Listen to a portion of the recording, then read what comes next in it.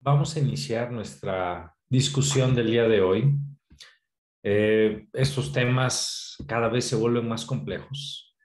Más allá de entender un poco más, bueno, hay muchísimas variantes, muchísimas variables en la ecuación que lo empiezan a hacer más complicado.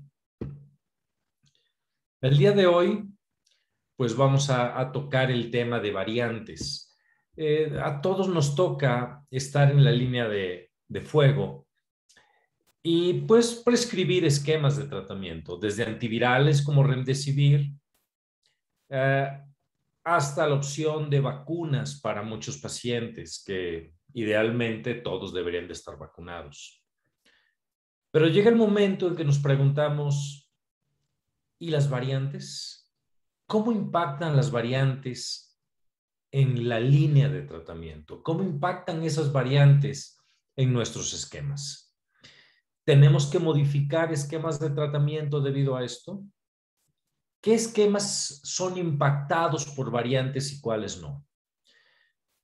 Una situación que hemos discutido mucho es, bien, si yo sé que esta variante me puede afectar este tratamiento, querría decir que tengo que hacer una amplificación y una secuenciación de mi virus que acabo de detectar para saber si puede o no ser tratado con dicho esquema. La situación de repente se vuelve un poco compleja. El día de hoy tenemos un panel de expertos para discutir eh, el tema. Me gustaría que abrieran cámaras para poder presentarlos y poder iniciar nuestra discusión. Tenemos con nosotros al doctor Edgar Pérez, infectólogo. Eh, Él se encuentra en el hospital número 48 del IMSS, es médico tratante de enfermedades virales, incluyendo la COVID-19, prácticamente desde el principio de la pandemia. Tenemos al doctor Miguel Castruita, que él se encuentra en Tijuana, es infectólogo, es egresado del Hospital de Infectología de la Raza. Él tiene una poca, más bien joven, pero muy amplia trayectoria ya en los pocos años de egreso que tiene y ha contribuido en guías COVID nacionales. Es un experto también en la línea y ha estado en el esquema de tratamiento de los pacientes también desde un inicio. También tenemos al doctor Javier Tondopó, infectólogo. Él prácticamente ha vivido en COVID desde que COVID llegó a la raza. Él ha vivido dormido ahí en el hospital, doblando turnos y multiplicándose en áreas COVID. Y bueno, dado eso, ha adquirido una gran experiencia en el manejo de los pacientes. Y el doctor David Castelo, también infectólogo, con amplia experiencia en anticuerpos monoclonales, que se ha vuelto su pasión en la vida. Y bueno, agradezco mucho este panel y bueno, vamos a dar pie a la discusión del día de hoy. Y bueno, creo que de entrada hemos estado comentando acerca de las variantes y vamos a ver dos puntos clave en la discusión de variantes. Lo que son Vox, cuál es importancia, y lo que son voice. Vamos a utilizar las siglas en inglés porque de esa forma las vamos a ver descritas todo el tiempo. Al entender esto, creo que vamos a continuar la secuencia de discusión, el impacto que tienen estas sobre antivirales, sobre inmunomoduladores, el impacto que tienen sobre MAPS, sobre anticuerpos monoclonales y sobre vacunas, ¿sí? Entonces, pues me gustaría abrir la discusión para que alguien nos quiera comentar qué es un box y su importancia y qué es un voice y su importancia para aterrizar conceptos y a partir de aquí tener la misma forma de abordar estos puntos. Entonces, abro discusión. No sé si alguien quiera comentar al respecto. Adelante, doctor Edgar. Inicio yo. Bueno, hablando de variantes, que es lo que nos concierne en esta noche. Box es para tal vez quien no esté tan familiarizado, es por los términos en inglés de variantes de preocupación, y voice es por el término de variantes de interés. Las variantes de preocupación son aquellas en las que ya se ha demostrado tanto aumento en la transmisibilidad y la virulencia, y obviamente esto va a tener un impacto clínico. Vamos a tener una diseminación más rápida de unos de estos virus, pero también van a tener impacto en la reacción inmunológica y en los anticuerpos, ya sea que en nuestro propio organismo está generando, o más bien cómo se está defendiendo de este virus, o también los anticuerpos inducidos por vacunación. Estas son las variantes de preocupación. Dejo que alguien más comente sobre variantes de interés para no abarcar todo. De acuerdo. ¿Alguien quiere comentar algo acerca de variantes de interés? Sí, doctor, buenas noches, Miguel Castrita. Pues en general comentar, las variantes en realidad no es algo, no es algo desconocido. Cualquier infección viral con una tasa de replicación muy alta va a tener variantes. Las mutaciones es algo inherente a los virus, es algo inherente a la vida. Entonces, existen muchísimas variantes. No todas son de interés, no todas son de preocupación, pero sí, hay algunas variantes, son cambios genéticos obviamente cuando estamos, por ejemplo, en semáforo rojo, cuando hay una alta tasa de transmisibilidad, es cuando más van a aparecer estas variantes. Entonces, precisamente una variante de interés es cuando aquellas mutaciones que aparecen en el virus, en este caso SARS-CoV-2, pues podrían representar algún problema en la transmisibilidad, en la severidad de la enfermedad, como ya bien lo estuvo mencionando Edgar. Ahorita tenemos algunas variantes de interés que la OMS nos marca, por ejemplo, eta, iota, kappa, lambda, pero no se ha demostrado precisamente que tengan un impacto como ya lo tienen las variables de preocupación, variables of concern, por eso por sus siglas VOC. Entonces, si ya se demuestra que hay un problema que se incrementa la transmisibilidad o que se disminuye la susceptibilidad a algún anticuerpo monoclonal o a tratamiento, que tiene un impacto en la epidemiología, pues se le llama como preocupación. Entonces, del gran número de variables se van reduciendo variables de interés, y en el centro estarían las variables de preocupación, que son las que verdaderamente nos preocupan, valga la redundancia. Hola. Bien, adelante, David. Sí, yo quería agregar al panel una tercera definición que está en las guías de la OMS, bueno, en los comunicados de la OMS, que afortunadamente no la conocemos y ojalá no la conozcamos, que son la puse en el chat, de las variantes de alta consecuencia. También, qué bueno que manejemos Vox y Voice porque no hay una traducción en español. Yo que trabajo con estos materiales lo he mantenido así como Vox y Voice, y yo creo que entre expertos podemos platicarlo así por mientras, pero saber que esta tercera definición, ¿por qué no quiero que se conozca o por qué no quiero que la conozcamos? Es porque es una variante que pasa más allá de la preocupación y ya tiene consecuencias. ¿Qué consecuencias? El escape inmunológico total a la vacuna y a los tratamientos, mayor mortalidad y de total desequilibrio entre justamente la tasa de replicación y contagio. Y justamente ver esto así, si tuviéramos una variante de alta consecuencia, obviamente ya hubiéramos escuchado de ella, y ojalá no las conozcamos por lo mismo, porque alteraría todo lo que sabemos de tratamiento y de prevención, y obviamente sería catastrófico, ¿no? Pero bueno, para que sepan, ese es el último nivel, y qué bueno que no las tengamos aquí, ¿no? Y esperemos que no tengamos que hablar de ellas pronto, David. Es preocupante. Bien, como lo menciona el doctor Edgar y el doctor Miguel, hay algo bien interesante en los virus. Y los virus es que tienen tasas de mutaciones. En realidad, SARS-CoV-2 inclusive tiene algunas enzimas correctoras, a diferencia de otros virus, ¿no? Como VIH. replica y como sale, así se lanza al ruedo, ¿no? SARS-CoV-2 no. SARS-CoV-2 tiene algunos ajustes todavía, tiene algunas enzimas correctoras. Con todo y eso está mutando. Y algo bien curioso que nos ha enseñado a los médicos que vemos virus es, ustedes saben, David, Miguel, Edgar, que cuando un virus muta, generalmente pierde la capacidad infecciosa, deja de replicar a un ritmo muy acelerado.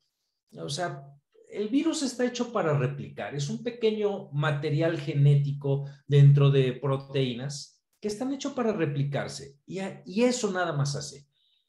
El que un virus cambie, el que genere alguna mutación, pues hace que ese virus pierda algo. Y ese algo es replicar. ¿Sí? Tiene que dar algo a cambio.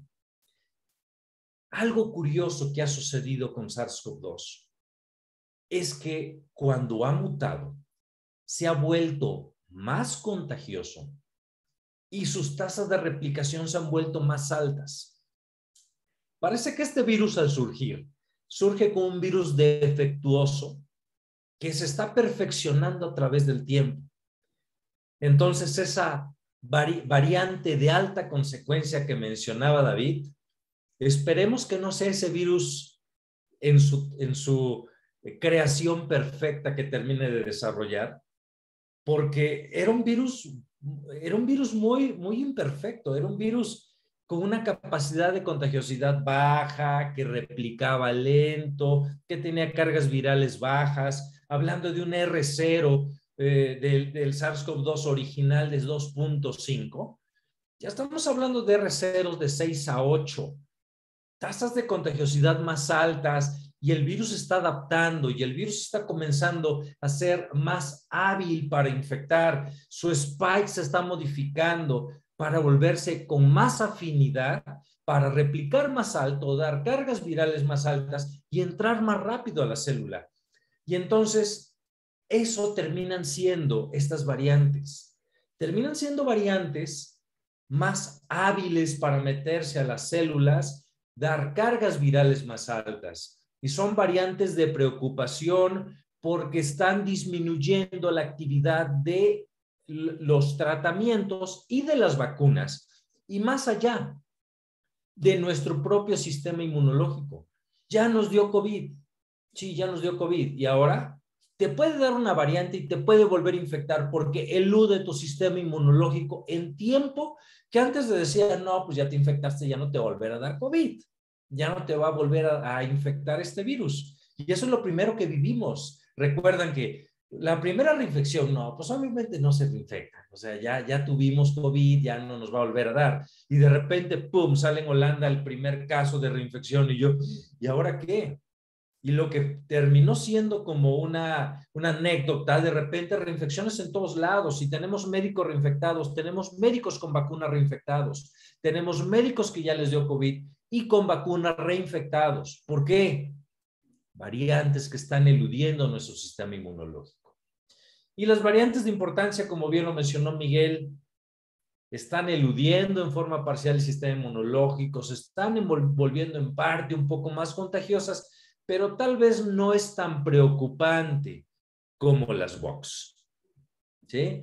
Entonces, pues esto es lo que ustedes acaban de mencionar, las variantes de interés, de preocupación, alfa, beta, gamma, delta, todos vivimos con ella. Delta, una vez nos dijo el doctor Edgar Pérez, los indios tienen toda la culpa, y lo dijo cuando estaba iniciando Delta. Y ahora, ¿qué razón tenía Edgar Pérez? Realmente Delta está invadiendo todo el mundo.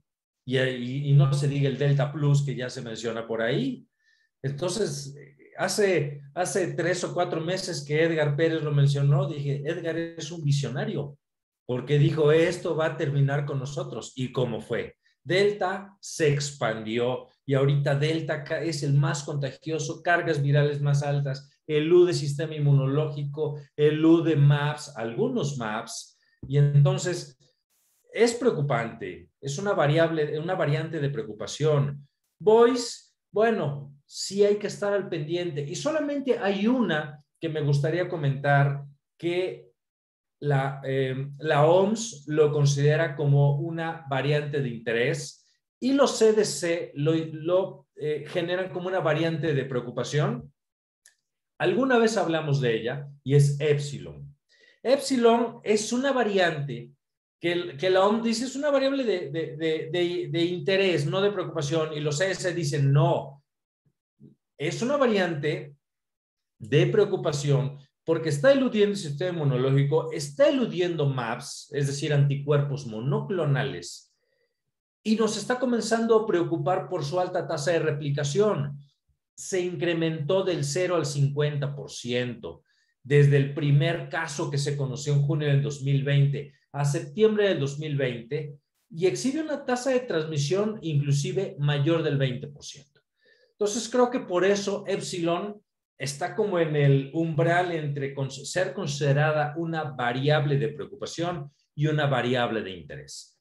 Las demás, bueno, son variables de interés que el doctor Miguel Castruita creo que ya lo describió en una forma muy buena. Tenemos varias, siguen surgiendo más. Nos seguimos preguntando al principio, ¿por qué siguen surgiendo más y cada vez que un virus muta debería de degradarse? Debería de eliminarse como sucede con los demás virus. Terminan siendo virus con cierto déficit en algo que terminan de eliminarse, pero no. Este parece que surgió como un virus imperfecto que se empieza a perfeccionar cada vez más y no sé a dónde vayamos a llegar.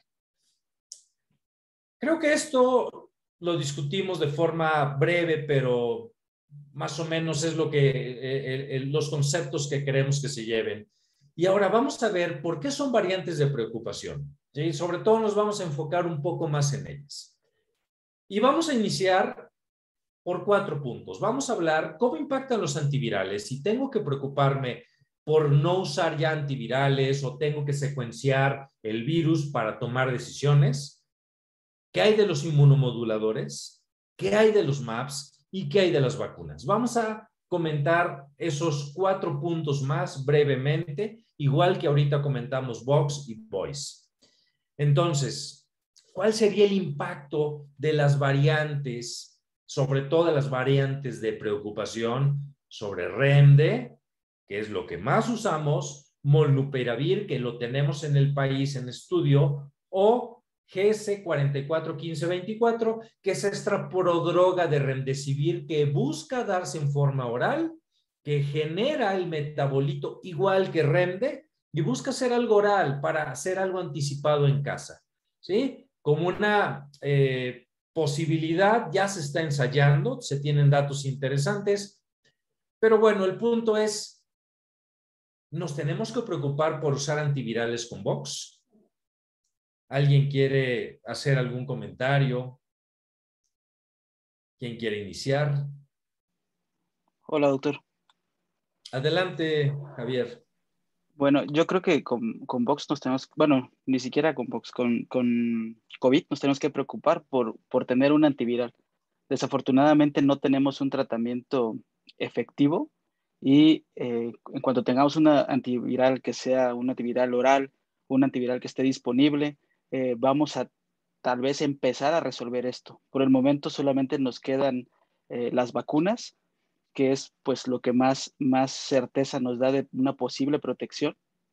Los anticuerpos monoclonales, como ya se ha platicado en las clases previas, que nos pueden ayudar o a prevenir o a una enfermedad leve para que no tengamos una enfermedad grave, pero yo creo que la pauta de todo esto, digo, soñando, es que tenemos que tener un antiviral que sea accesible a la población y pues de preferencia oral. Gracias, Javier. ¿Alguien quiere comentar algo más acerca del impacto que tienen las Vox y las Voice sobre los antivirales? ¿Disminuyen el efecto? ¿A qué grado tenemos que secuenciar?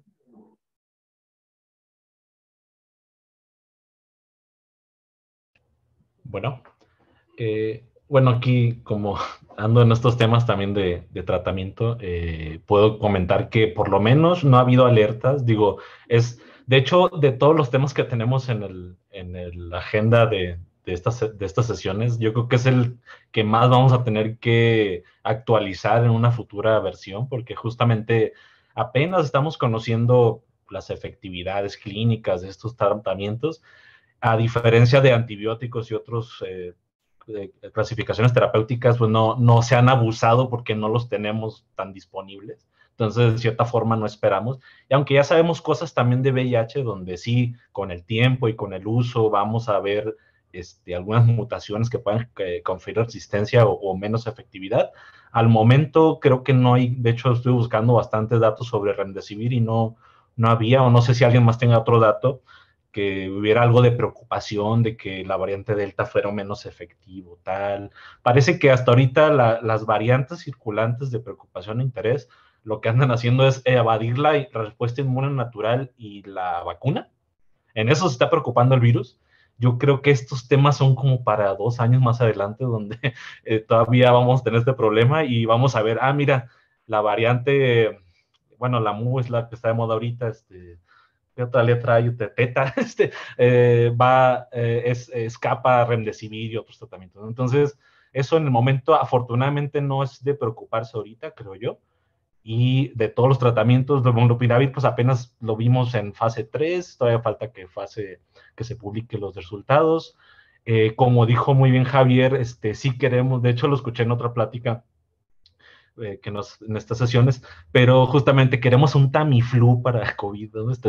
Igual, me hablas de influenza, yo digo, todos los que tenemos consultas, rápidamente, Tamiflu.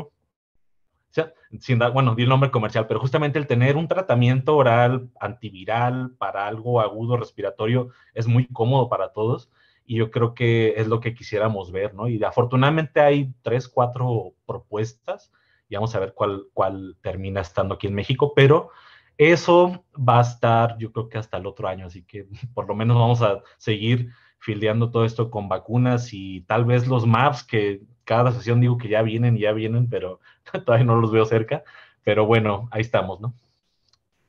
Sí, es correcto. De hecho, es el punto de poner el GS441524, porque si bien Remdesivir es una opción, como lo hemos discutido, para algunos pacientes bajo ciertas características, es un fármaco intravenoso que cuando tenemos un paciente para usar, pues ahí tiene que contratar una enfermera, tenemos que estar vigilando la infusión dentro de 60 a 120 minutos, sobre todo cuando es la dosis de carga, tenemos que vigilar eventos adversos durante la infusión y de repente se puede hacer un poco complicado para manejarse en forma domiciliaria. No imposible, creo que todos los que estamos aquí de repente lo hemos tenido que hacer, sobre todo porque de repente, no, pues no hay camas, se me está complicando, si lo mantenemos así, va a terminar mal, entonces hay que iniciarle el REMDE en casa y contratarle a su enfermera y vigilar la infusión y todo. Creo que un fármaco oral sería una opción, definitivamente un Tamiflu para la COVID-19 sería muy favorable.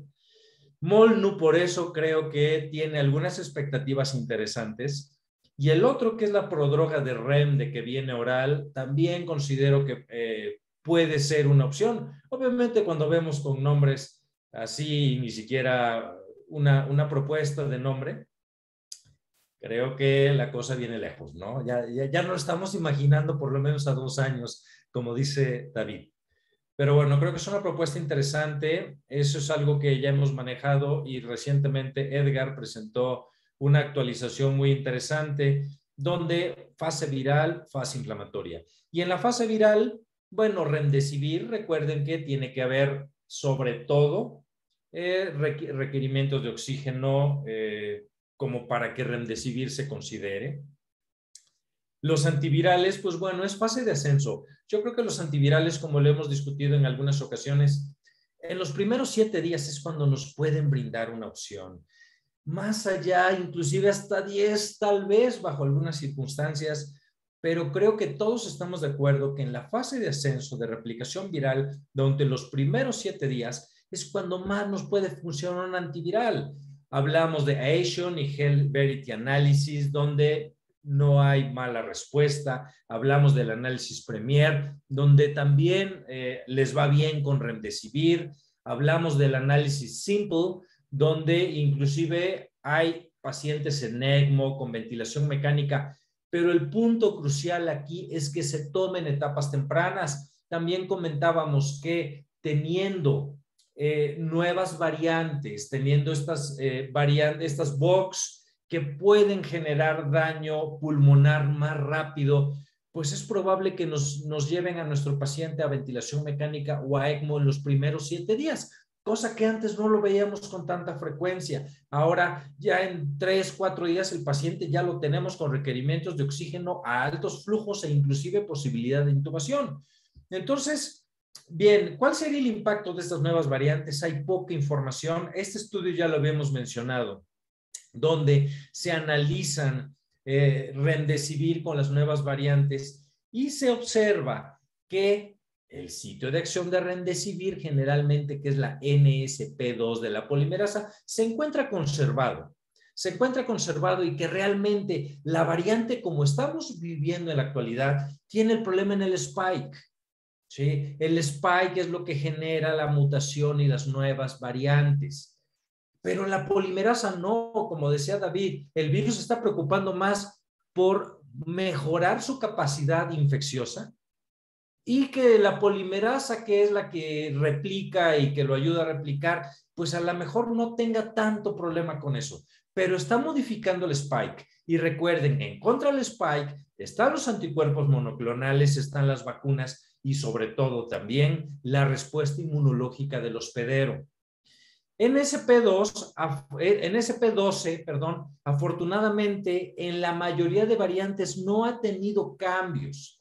Eso nos da un plus, nos da una ventaja, porque probablemente los antivirales siguen siendo activos, porque no se ha encontrado que impacten la respuesta. ¿Qué pasa con esta prodroga, que es la 441524? Bien, pues prácticamente genera un metabolito, que es el metabolito que genera Remdesivir y que se va a terminar a pegar a la misma zona, al mismo SP12, y por tanto no nos tendríamos que preocupar por este metabolito, esta prodroga de Remdesivir.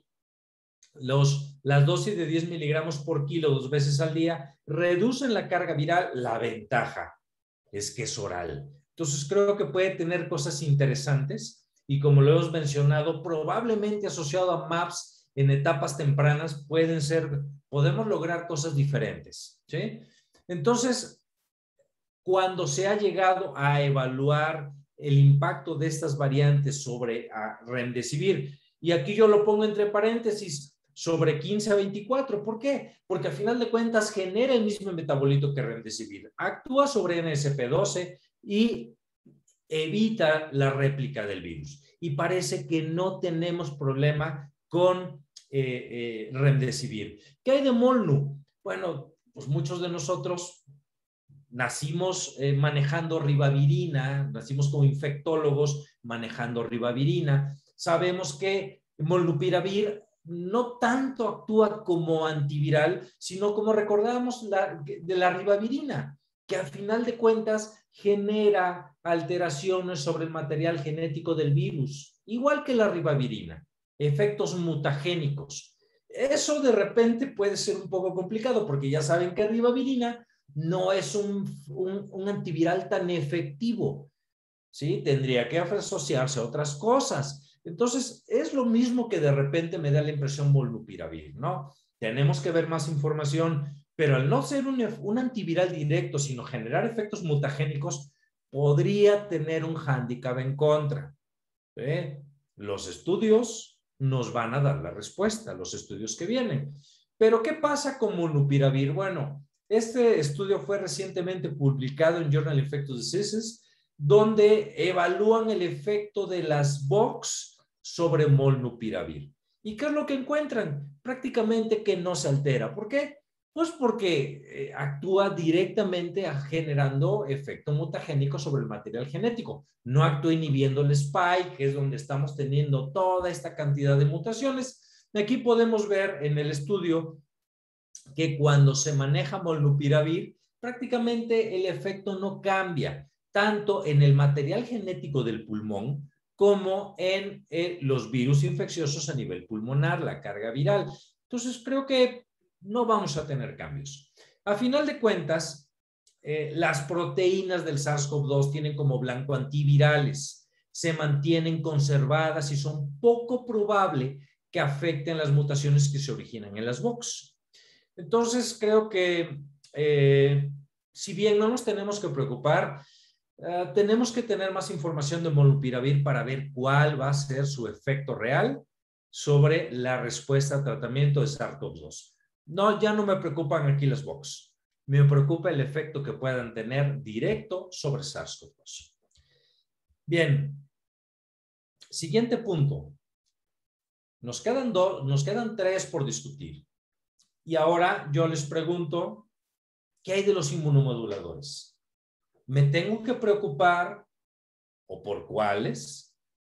Si tengo VOX, si uso corticosteroides, si uso inhibidores del JAK o si uso TOSI, que son los 3 que usamos pues, prácticamente del diario los que estamos aquí. Entonces, ¿qué consideraciones harían? ¿Alguien que quiera opinar? Yo. Adelante. Primero, justo retomando esta parte central de la cuestión de los antivirales y posibles evasión al efecto de estos, pues justo como lo decía, las variantes están más enfocadas en mutaciones en la spike y por eso, y también eventualmente tendremos más adelante, como bien lo decía el doctor Castelo, algunas mutaciones en otros del virus y ahí donde se pudieran verse comprometidos eventualmente la eficacia de antivirales. Pero hablando de los inmunomoduladores, no van hacia el virus propiamente, actúan en la respuesta que el virus está induciendo, que le hemos denominado tormenta de citocinas, una respuesta de hiperinflamación, y parece ser que esta respuesta es común en todas las variantes, posiblemente algunas la inducen más que otras. Por ejemplo, recién hay un reporte en Reino Unido que comparando alfa contra delta, llevó a más pacientes a hospitalizarse en caso de infección por delta. Esto nos pudiera tal vez, o podemos inferir que tal vez delta nos crea una respuesta inflamatoria más severa, pero la respuesta inflamatoria ahí está y es donde van a actuar los inmunomoduladores. Independientemente de alfa, beta, gamma, delta, habrá una respuesta inflamatoria y que ya pasó sobre todo la fase viral y es donde van a actuar estos medicamentos y que estos no tendrían por qué tener alguna interferencia. Hay una respuesta inflamatoria, tengo un inmunomodulador, independientemente de qué variante es, el fármaco inmunomodulador actuará sin importar la variante. Bien. Adelante, Miguel. Sí, doctor. Este sí es únicamente para apoyar lo que dice Edgar. Desde otro punto de vista, o dicho de otra forma, cuando hablamos sobre impacto que tiene en el tratamiento estas variables de interés o de preocupación, pues básicamente vamos a encontrar información que es si se disminuye susceptibilidad, probablemente hacia las vacunas, hacia los MABs e incluso hacia sueros inmunizados, pero todavía no hay información sobre el impacto que pueda haber en fármacos inmunomoduladores o, como ya lo mencionábamos previamente, en antivirales. Entonces, hasta el momento no hay información al respecto, bien explicado como lo dice Edgar, son sitios de acción diferente, entonces no tendríamos por qué preocuparnos en el uso de estos fármacos. Sabemos que pues, los esteroides por ahora en el paciente grave son nuestra primera línea, al menos de los fármacos disponibles. Entonces, sí, por lo pronto, pues no tendríamos que preocuparnos tanto por un impacto en las variables que hay a este respecto, ¿no? En los inmunomoduladores. Gracias, Miguel. Pues creo que no nos vamos a detener mucho aquí. Ustedes lo han dicho de forma muy clara. El virus va a detonar la respuesta inflamatoria y lo que hacen estos medicamentos es atenuar esa respuesta inflamatoria. Sea el spike que sea, verde, amarillo, rojo, va a detonar respuesta inflamatoria y estos medicamentos no tienen nada que hacer con ese spike, ¿no? Esos medicamentos lo que van a atenuar es esa inflamación que está generando el virus. Punto.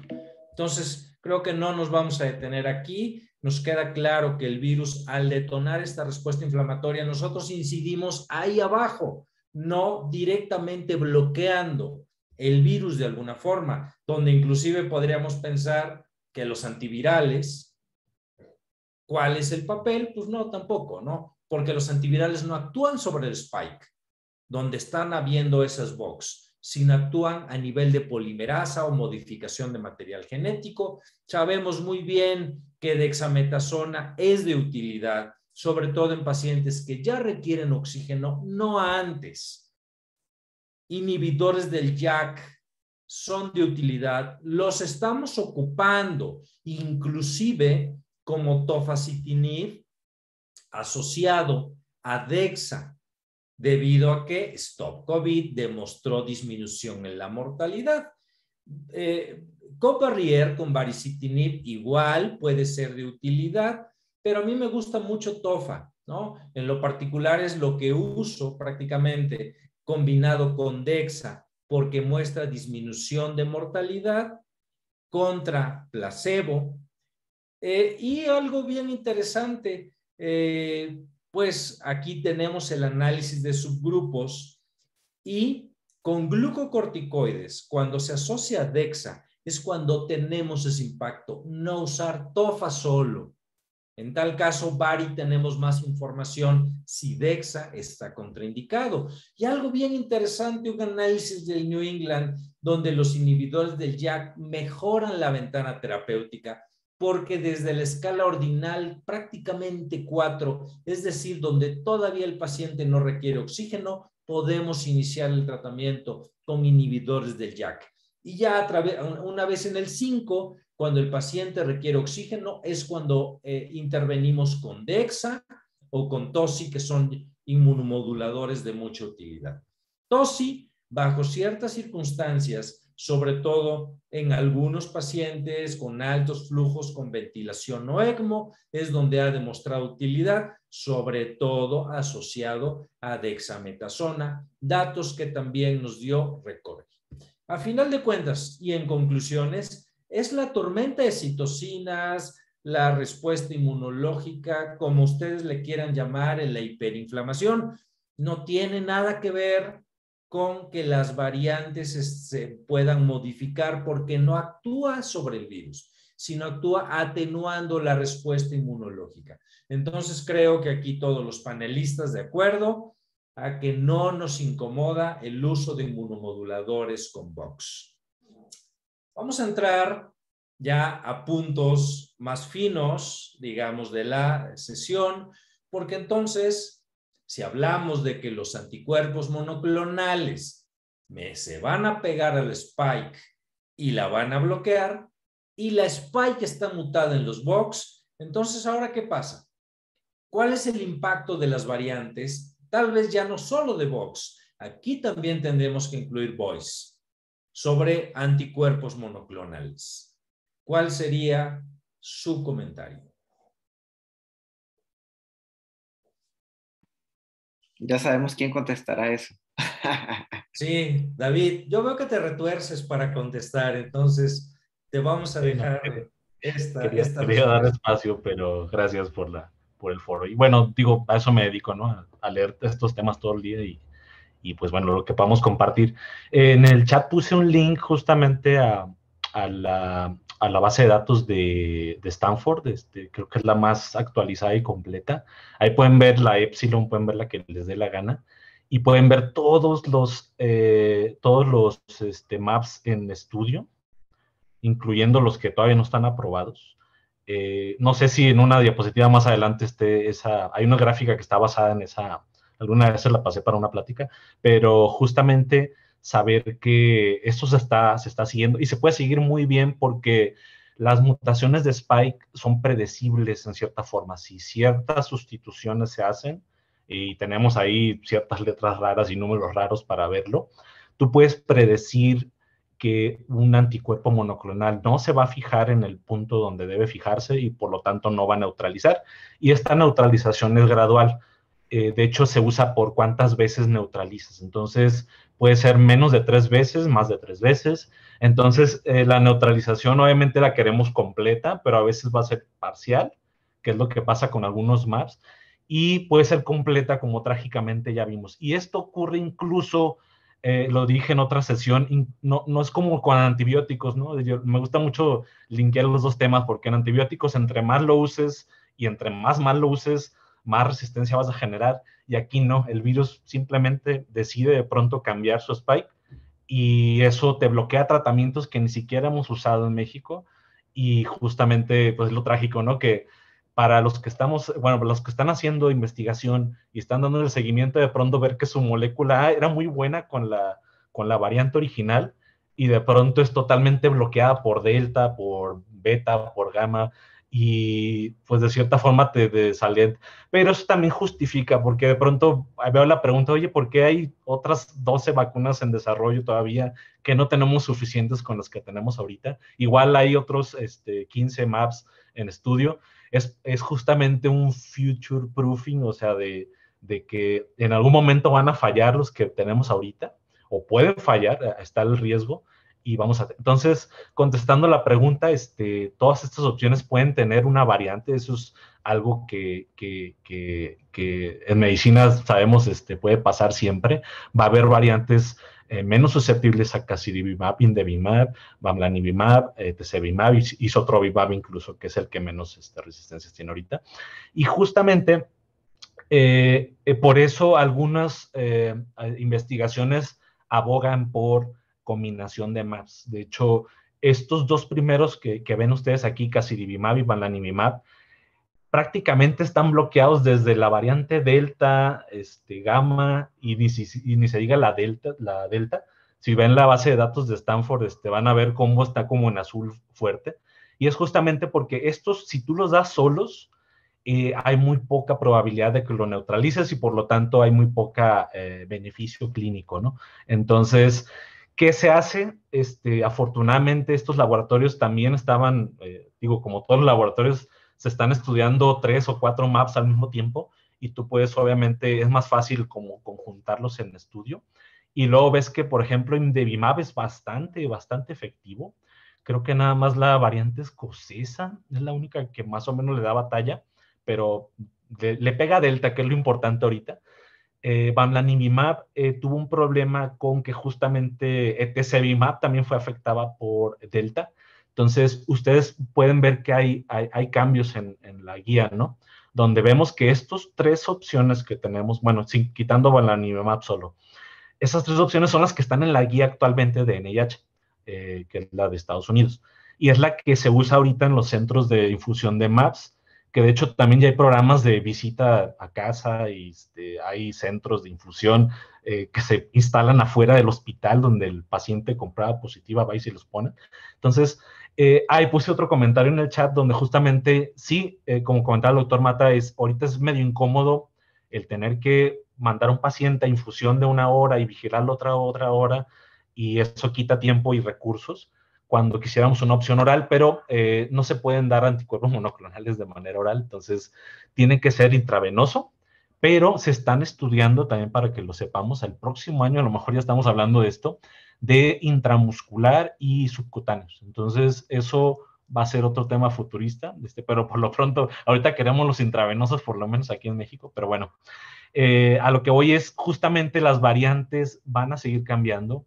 De hecho, no quita, y ojalá no sea el caso, pero que de pronto salga una variante, que la variante Mu que está en Colombia, de pronto sea resistente a sotrovimab, eso puede pasar, o sea, eso es parte de lo que sabemos de otros virus y de su impacto. Lo llamativo de COVID es que lo ha hecho muy rápido, Es algo impresionante cómo hace 3 meses podíamos haber estado hablando de este tema y, mira, sí, los MAPS le pegan a todas las variantes naturales de SARS-CoV-2. Pero ya que hablamos de cada uno en este punto, en este momento, es una cosa. O sea, en este caso, Indevimab y Sotrovimab, puedo decir que le pegan a Delta. Pero si vemos este tema en 3, 4 meses, vamos a ver que, mira, ha cambiado la cosa y hay otra nueva variante y esta nueva variante puede hacer diferentes cosas. Entonces, es lo importante de estas sesiones y es lo importante de tener expertos en el tema, porque justamente esto es mucho incluso para el médico general, obviamente, para el médico especialista, para el médico neumólogo y muchos infectólogos que obviamente estamos preocupados en otras cosas de resistencia bacteriana que no se ha ido, y otras cuestiones de hepatitis y VIH, etcétera, pero necesitamos justamente estas discusiones de COVID porque cambia muy rápido. Los demás temas, si se hacen retrospectiva, tardamos años en que pase algo que cambie totalmente el paradigma de tratamiento, y aquí lo estamos viendo prácticamente cada mes, cambia algo. Por ejemplo, Bamlanivimab, Tezepelumab ya se quitó de la restricción, pero se quitó en lugares donde más del 5% de los casos no son por Delta, pero eso es difícil hacerlo en México. Yo lo comenté la vez pasada, donde, sí, ¿sabes cuánta Delta está circulando en tu ciudad? ¿No? Entonces, es difícil, ¿no? Entonces, hasta ahorita estos son los 3 anticuerpos que tenemos como opciones aprobadas por la FDA. Vienen más. Qué bueno, porque nos da más opciones, pero les pasé ese link justamente para tenerlas en la mira y pueden ir viendo cómo ciertas sustituciones o ciertas variantes se comportan con ciertos MAPs. Y obviamente ya nos toca, como vigilantes o guardias de este tema, el estar pendientes de qué variante surge y si esa variante va. Acuérdense, de hecho, perdón, esta base de Stanford y casi todas las que tenemos son en pseudovirus, o sea, no están en vivo, porque no podemos nosotros trabajar con un SARS-CoV-2 en el laboratorio normal, y son en pseudovirus, entonces son in vitro, entonces puede que le pegue Bamlanivimab a lo mejor, pero cada vez jugamos a probabilidades donde a lo mejor, tal vez sí, tal vez no. Yo prefiero darle algo que sí va a neutralizar totalmente a ciertas cepas. Y bueno, saber qué cepa es la que tengo circulando en mi ciudad va a ser el reto también del próximo año, ¿no? Entonces, lo dejo abierto a quien más quiera comentar, pero es lo que podría comentar en este momento, de manera breve. Bien, ¿alguien quiere hacer algún otro comentario de MAPS e impacto de sus variantes? ¿Ya con lo que dijo David fue suficiente, Edgar? Sí, yo creo que solo recalcar que aquí sí los anticuerpos monoclonales se ven afectados por variantes y que esto va a ser dinámico. Creo que este es un punto central que nos debemos llevar.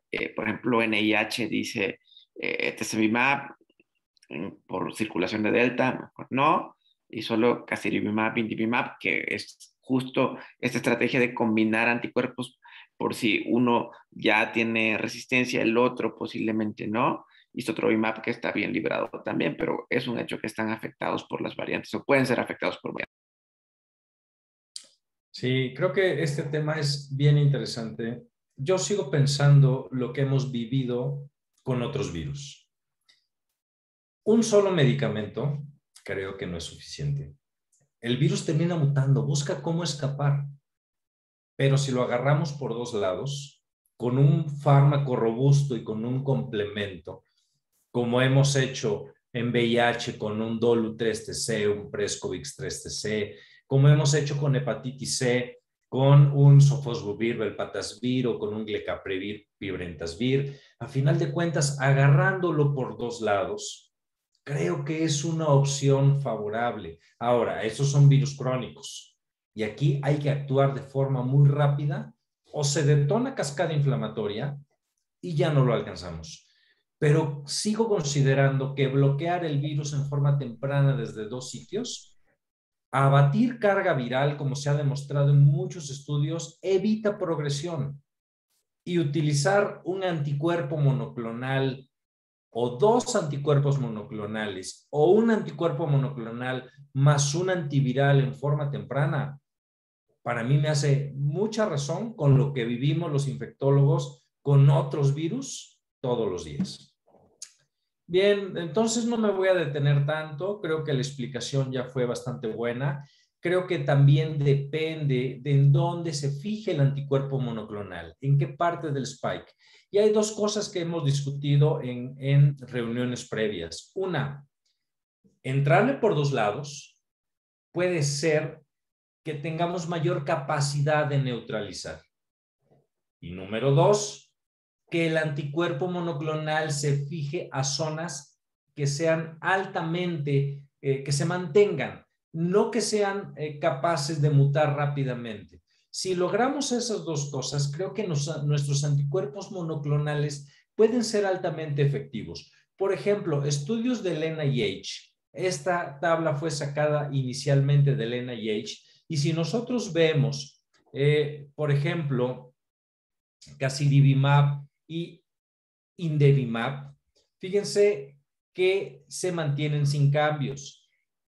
A diferencia, banlavimab y etesevimab, fíjense cómo ya hay cambios, ¿sí? Marcados cambios con beta, con gamma, con delta. Epsilon, que les digo que los CDC lo ponen aquí, es la variante California. Iota, es otra variable de importancia. Tenemos cambios. Otros los teníamos aparentemente activos, pero si empezamos a ver ya mutaciones al spike específicas, empezamos a ver, como mencionaba David, que casirivimab se afecta con la beta, se afecta con la Brasil, se afecta con la nigeriana, con la de Nueva York. Etesevimab también sufre con la sudafricana, sufre con la brasileña, bamlanivimab ni se diga. Sotrovimab, ya les había mostrado esta que normalmente es activo contra todos. Entonces, lo que yo me pregunto muchas veces es, si voy a utilizar un anticuerpo monoclonal, ¿tengo que secuenciar? Como si ustedes dicen, voy a darle un tratamiento con sofosbuvir, ya hasta se me olvidó, no es velpatasvir, es el otro. ¿Velpatasvir? Daclatasvir. No. Ledipasvir. Ledipasvir, excelente, Miguel, gracias. Ya hasta se me olvidó. No, sí, Ya. pero a ver, ¿y qué tal si es genotipo 3? No, pues si es genotipo 3 no le va a dar. Es maravilloso, ¿se acuerdan de sofosbuvir con ledipasvir? Era maravilloso y todos lo queríamos usar. Pero ¿qué tal si era genotipo 3? Teníamos que secuenciar.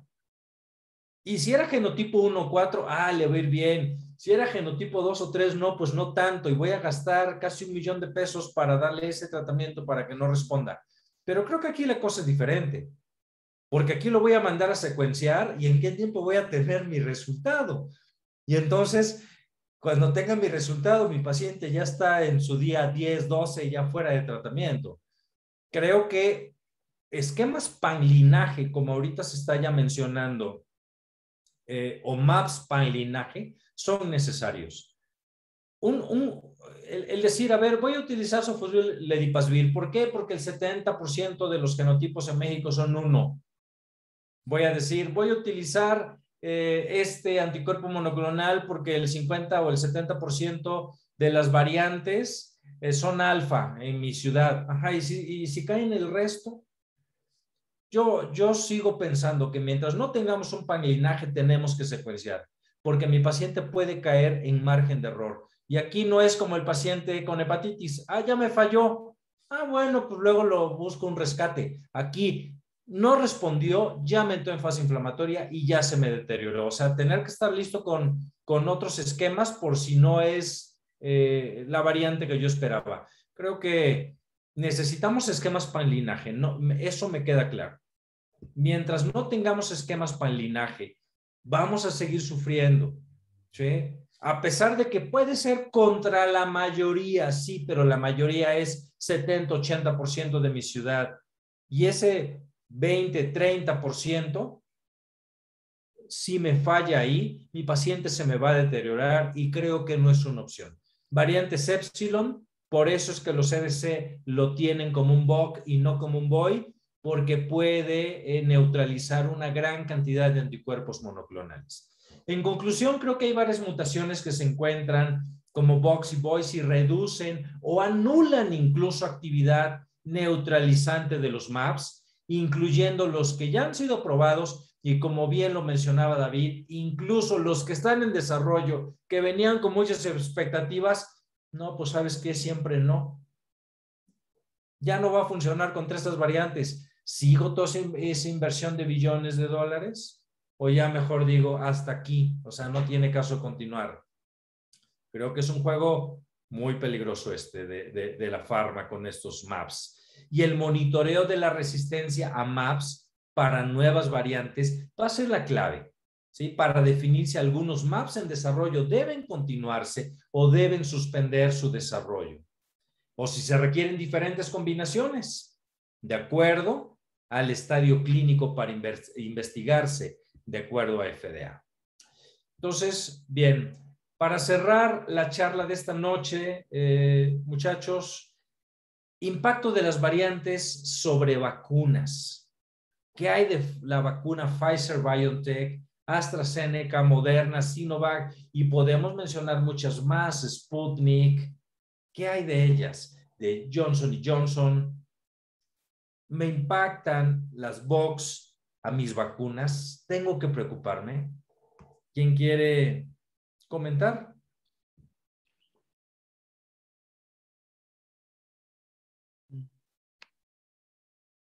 Bueno, Miguel. Adelante, Eder. Bueno, Miguel abrió primero. Adelante, Miguel. gracias, Edgar. Ahorita te paso el micrófono, no te Primero los preocupes. mayores, Edgar. Él es mayor que tú. Sí, ya. Recuerden que ya pasé al cuarto piso, entonces ya a mis 40 me toca, Edgar, ni modo. Yo la otra semana. Definitivamente, ya lo habíamos comentado antes, sí hay un impacto sobre las variantes en la susceptibilidad, digamos, en la protección inmune que nos brindan las vacunas. Eso es algo que ya está bien estudiado. Poco a poco tenemos más información. ¿Por qué? Pues precisamente por el mecanismo de acción. Las vacunas nos protegen, o la mayoría de ellas están diseñadas para generar anticuerpos contra la proteína Spike. Y estas mutaciones de las que bien hablaba el doctor Mata, pues precisamente cambian ahí la proteína Spike, hacen que haya más transmisibilidad, pero al mismo tiempo nos pueden generar un impacto en las vacunas. Es importante ir conociendo los datos, que son muy dinámicos y que cada vez pues, nos van brindando más información sobre la susceptibilidad que tenemos o sobre la protección que brindan las vacunas hacia cada una de las variantes. Por ejemplo, para la vacuna de Pfizer, en realidad sí se disminuye la protección que hay para la infección por SARS-CoV-2. Sin embargo, no se ha visto que haya un impacto para los casos de gravedad. Es decir, parece ser que su protección en cuanto a casos de gravedad no se ve alterada para ninguna de las variantes, incluida la variante Delta. Entonces, esto es algo que tenemos que tener en consideración y así podríamos seguir con muchas otras de las vacunas. Por ejemplo, AstraZeneca, sí, para la variante beta, solamente tiene una efectividad de un 10%. Entonces, sí, algunas vacunas pierden mucha protección dependiendo la variante. Es algo que tenemos que tener en cuenta e ir siguiendo los datos conforme se vayan modificando. Por favor, Edgar. Ok, gracias, Miguel. Solo brevemente, o sea, reforzar esa idea de que sí se ven afectados, pero también, justo como decía Miguel, afectados, por ejemplo, sobre todo en la infección, en que se reduce la eficacia para podernos infectarnos o no. Pero esto ya lo sabemos, que las vacunas no nos eximen de podernos infectarnos. Eventualmente lo que queremos es evitar hospitalización por gravedad y muerte. Y ahí cada vez se va a ir estudiando más de acuerdo a la aparición de las diferentes variantes, pero ahorita sobre todo lo que más se tiene información es de Pfizer y AstraZeneca, y donde parece ser que la de AstraZeneca sufre un poquito más respecto a Delta. Bien, definitivamente hay todavía poca información. Ya tenemos algunas publicaciones interesantes, ¿no? Algunas publicaciones como esta que ya conocen, de hecho el doctor Edgar la difundió también en redes, como todo trending topic, cuando sale algo interesante, lo difunde y ya tiene como 10,000 seguidores porque pues comparte información bien interesante, ¿no? Entonces este artículo publicado en New England hablando de la efectividad de las vacunas para COVID-19, sobre todo con la variante Delta, que es la que nos preocupa. ¿Qué es lo que encontró este estudio? Bien, pues la variante Delta, sobre todo con una dosis, puede impactar un poco más. Parece que no de forma significativa a Pfizer. Sin embargo, si revisan la de AstraZeneca, esa sí hay significancia estadística de la variante alfa con la variante Delta. Y cuando tenemos las dos dosis, prácticamente no hay diferencia. Si pueden ver entre alfa y delta con 2 dosis de Pfizer, pues casi les va igual, no hay mucha diferencia. Y con AstraZeneca es un poquito menor que la de Pfizer, pero tampoco hay tantos cambios comparando efectividad de variante alfa contra variante delta. Entonces, este estudio concluye, a pesar del tipo de variante, hay que vacunarnos. Va a tener efectividad y sobre todo, como dijo Miguel, lo que nos preocupa es evitar cuadros graves y hospitalización y afortunadamente las vacunas se mantienen más o menos bien a pesar de variantes, al menos las más estudiadas que son Pfizer y que son también Moderna. Este estudio recientemente publicado en Cell nos habla de disminución de neutralización de pseudovirus, como lo mencionaba David. Trabajamos con pseudovirus en la actualidad, se trabaja con pseudovirus wild type versus las variantes de preocupación. Y si se fijan aquí, ¿cuántas veces más disminuyen los anticuerpos neutralizantes contra los pseudovirus? Comparen el wild type, comparen las variantes de preocupación y fíjense cómo algunas inclusive disminuyen hasta 40 veces su capacidad de anticuerpos. Por otro lado, la vacuna Moderna parece que de repente se mantiene un poco mejor, pero aún así disminuye. Fíjense cómo disminuye entre 20 y 27 veces la disminución de anticuerpos al enfrentarse a este tipo de variantes. Entonces creo que sí hay que ser cuidadoso. El que estemos vacunados no quiere decir que vamos a bajar las medidas, porque las variantes sí pueden impactar. Tenemos médicos de todos nosotros conocidos, inclusive intubados con 2 variantes Pfizer, reinfecciones tempranas y pues la situación es, estas variantes nos preocupan a pesar de que estemos vacunados. Este otro estudio que está publicado en Biomolecules, también recientemente, tiene datos muy interesantes en cuanto al impacto que se tiene sobre vacuna y anticuerpos monoclonales. Aquí nos podemos empezar por la alfa, con que pues algunas vacunas se mantienen sin cambios o muy discreto. Como vamos a hablar específicamente de Pfizer, se mantiene arriba del 90% su efectividad.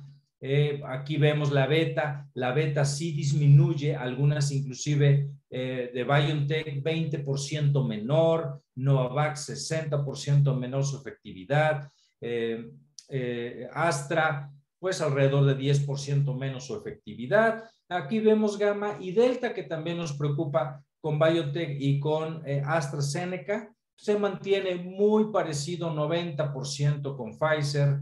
Entonces son datos pues que si bien si tenemos impacto, no dejemos de vacunarnos. Este estudio, bueno, aquí esto lo publicó la WHO en conjunto con los CDC, donde nos habla de las variantes de preocupación más importantes, las 4 de las que hemos hablado el día de hoy, el incremento de la transmisibilidad de la Delta y también cómo impactan algunas vacunas, Sinovac, Johnson & Johnson, AstraZeneca, Novavax y Pfizer, cómo disminuye un poco su efectividad.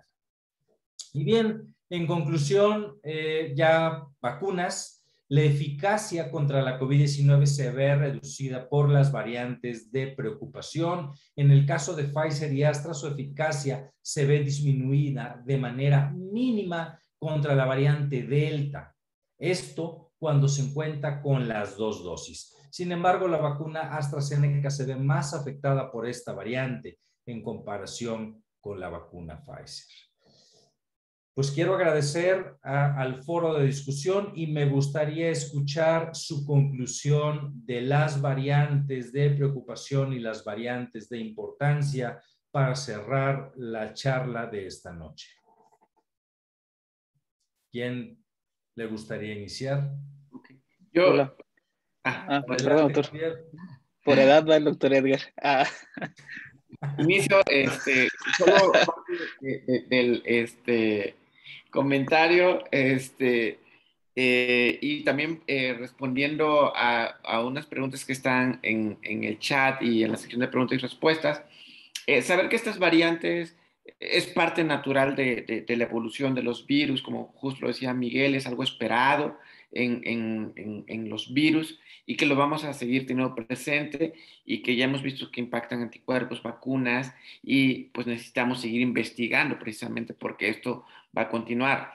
Respecto a la vacunación, dos personas preguntan sobre una tercera dosis. Alguien menciona que tomando en cuenta que la gran parte de la población mexicana ya se vacunó. Desafortunadamente, no gran parte o la gran parte de la población de México se ha vacunado.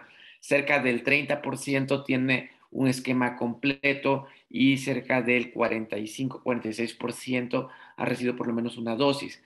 Tomando en cuenta esto, ni la tercera parte de la población, o bueno, aproximadamente la tercera parte de la población en México tiene un esquema completo. Sí es cierto que ya hay datos que una tercera dosis, por ejemplo, de Pfizer aumenta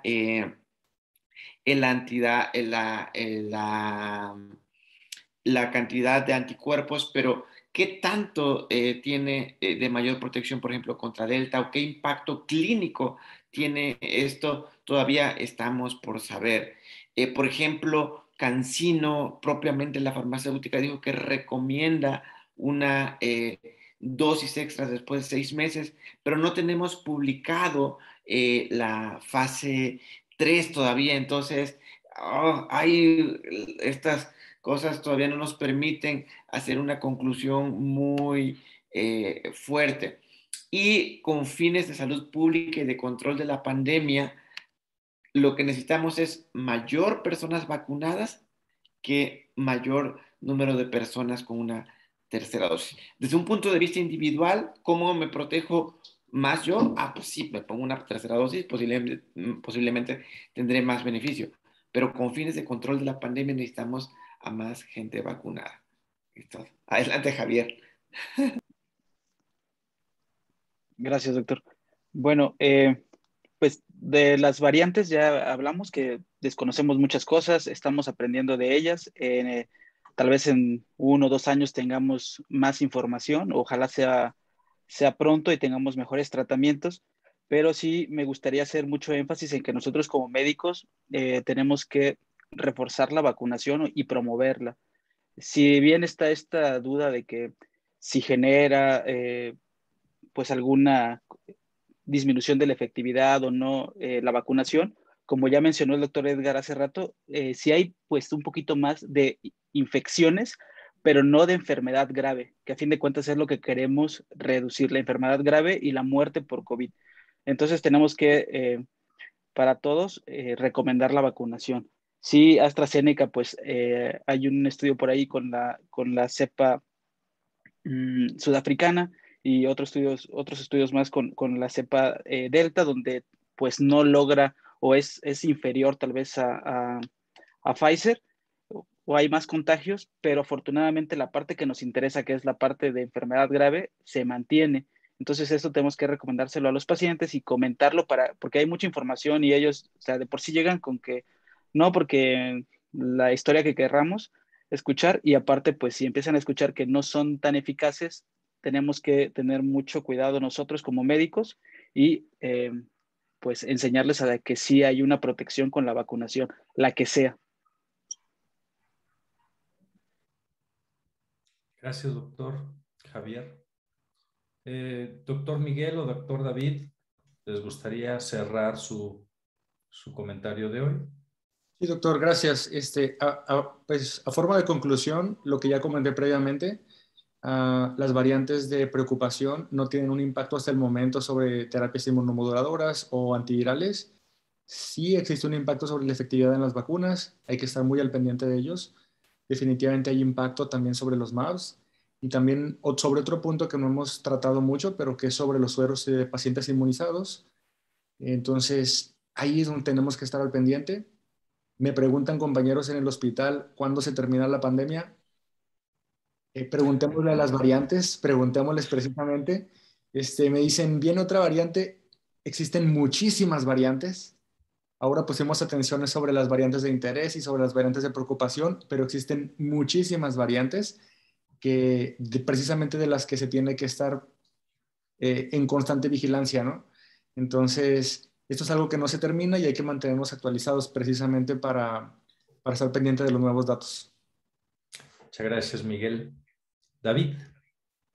Sí, bueno, era ya, el doctor Miguel ya dio como el resumen que quería hacer justamente de que una cosa son los antivirales y las inmunomoduladores, parece que ahorita no están afectados, y sí tener, como comenté, estas bases de datos de seguimiento del GISAID y el de Stanford, para justamente ver cómo van las variables y cómo afectan eso posiblemente a los MAPS y a las vacunas. Y es algo que, como dije hace rato, es muy importante tener encima. Y algo que quería como aclarar un poquito, me clavé un poquito con la pregunta al principio justamente del porcentaje de vacunación.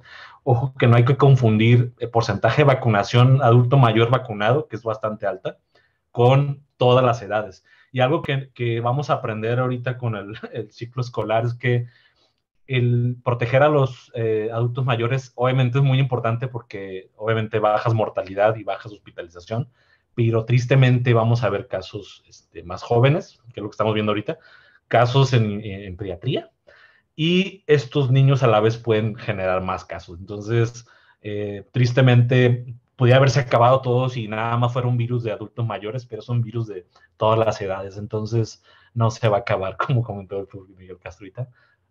Ni modo, vamos a tener que vivir con esto los siguientes años.